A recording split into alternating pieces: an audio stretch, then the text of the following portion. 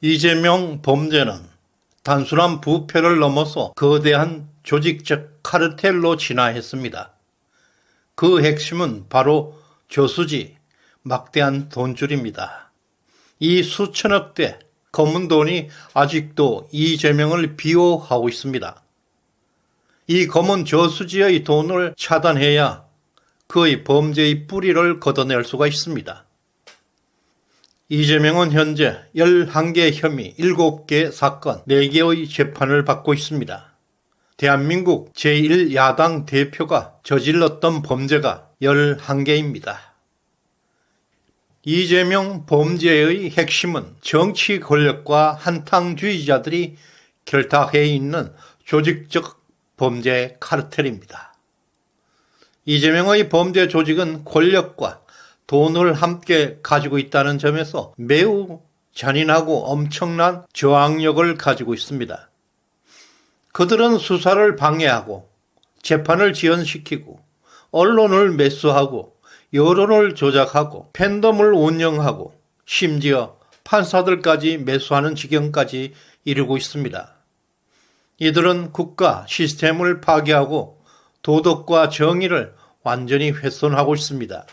우리 전통적 질서와 가치관이 완전히 붕괴되고 악마의 세상을 만들고 있습니다. 이재명의 11개 부패 비리는 그 규모가 워낙 방대해서 우리가 추산조차 불가능할 정도입니다. 그와 그 일당들이 챙긴 돈은 최소 2조 원이 훌쩍 넘어갔습니다. 이 막대한 검은 돈으로 판사와 기자, 여론조사 업체, 그리고 언론사, 정부 고위 관료와 정치인들까지 무차별하게 돈을 뿌렸습니다. 그 결과 이재명의 거대한 부패 카르텔이 형성되고 있습니다. 일부 판사들까지 이재명을 돕는 국가 반란이 진행되고 있습니다. 2년이 넘었습니다. 대장동 저수지는 소문만 무성할 뿐 명확하게 세상에 밝혀진 게 없습니다.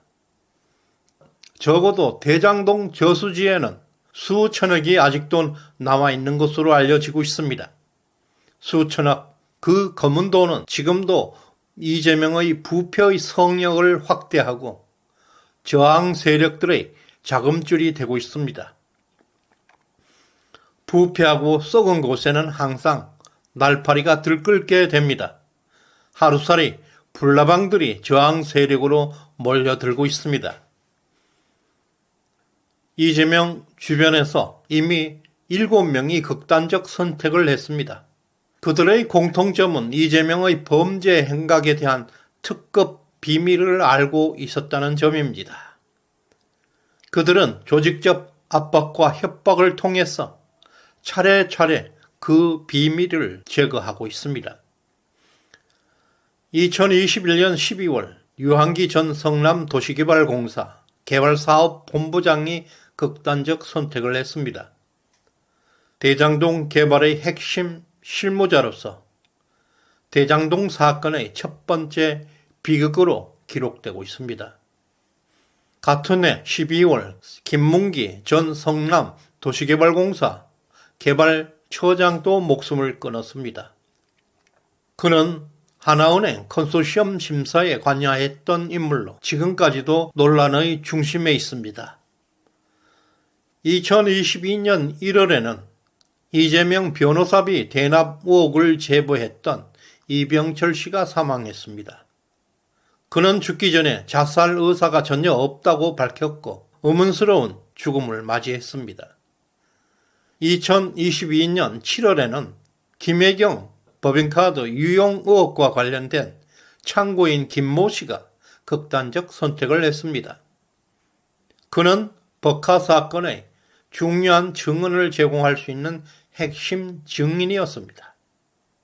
2023년 3월 이재명 성남시장의 초대 비서실장이었던 전형수 씨가 성남FC 후원금 사건과 관련해서 자택에서 숨진 채 발견되었습니다.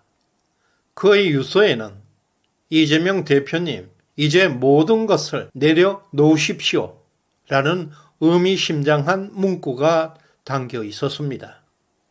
그리고 최근 지난 10월 14일 경기도 교통연구원 간부였던 A씨가 강원도 고성에서 사망한 채 발견되었습니다. 그는 이재명의 선거 캠프 핵심 인물로 활동했습니다. 이처럼 이재명 주변에 비극은 계속되고 있습니다. 이들의 공통점은 이재명 일당의 최측근이었던가 또는 11개 범죄 사건의 핵심 증인이라는 점입니다. 모두 특급 비밀 정보를 알고 있는 위치에 있었던 사람들입니다. 김문기 전 성남도시개발공사 처장은 2021년 12월에 극단적 선택을 했습니다. 그런데 김문기 씨가 사망하기 6시간 전에 대장동 사건의 핵심 인물 중에 하나인 화천대유 대표 이성문 씨가 그를 찾아온 것입니다. 하지만 김문기 씨는 그와의 만남을 거부했습니다. 그 전날에도 이성문 씨는 김문기 차장을 만나려고 했고 역시 김문기 씨는 거부했습니다. 이성문 씨가 이렇게 집요하게 김문기 씨를 압박한 것입니다. 전화는 물론 심지어 사무실까지 찾아와서 스토킹처럼 쫓아다녔습니다. 김문 씨는 마지막 순간까지 극심한 심리적 고통에 시달리고 있었음을 볼 수가 있습니다. 이성문의 압박은 그 배후에 거대한 범죄 조직이 있었음을 느낀 것입니다. 또 김문기 씨는 사망 하루 전에 성남도시개발공사로부터 중징계 의결서를 받았습니다.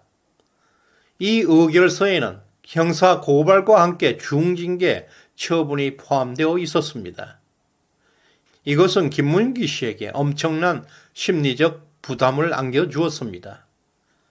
성남도시개발공사는 그에게 변호사 조력을 제공하지도 않았고 오히려 모든 책임을 그에게 떠넘기고 징계와 형사 고발을 경고한 것입니다.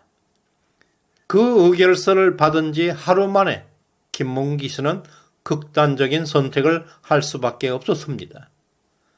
또 고 김문기 전 차장의 유족은 이재명을 향해 분노하고 있습니다.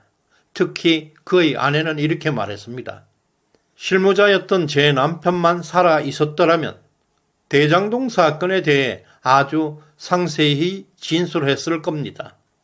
거기에 유동규 본부장의 진술이 더해지면 그 사람 이재명은 이미 처벌을 받았을 거예요. 하지만 남편이 없으니 그걸 할 수 없다는 것이 정말 한이 됩니다. 라고 말했습니다. 이재명은 유족들의 마음에 깊은 상처를 남기고 있습니다. 이미 7명이 극단적 선택을 했습니다.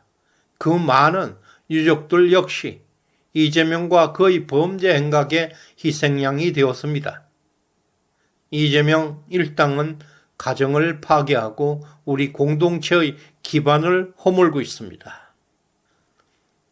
이재명의 저수지, 지금도 수천억대 검은 돈이 그의 범죄 조직을 강화하고 있습니다. 그 검은 저수지에는 이재명의 거대한 부패 카르텔의 역사가 담겨 있습니다. 11개 혐의, 7개 사건, 4개의 재판이 지금 돌아가고 있습니다. 이것은 윤석열에게 엄청난 기회를 제공하게 될 것입니다. 우리는 실망할 이유가 없습니다. 조금 늦었을 뿐입니다. 중단 없이 진행되고 있습니다. 또 문재인 가족 범죄단은 황금 5장을 형성하고 있습니다. 지금부터는 윤석열의 시간입니다. 또 빈 깡통 한동훈이가 탄핵으로 겁박을 하고 있다고요? 그저 웃기만 하겠습니다. 구독, 좋아요 꼭 눌러주시길 바랍니다. 고맙습니다.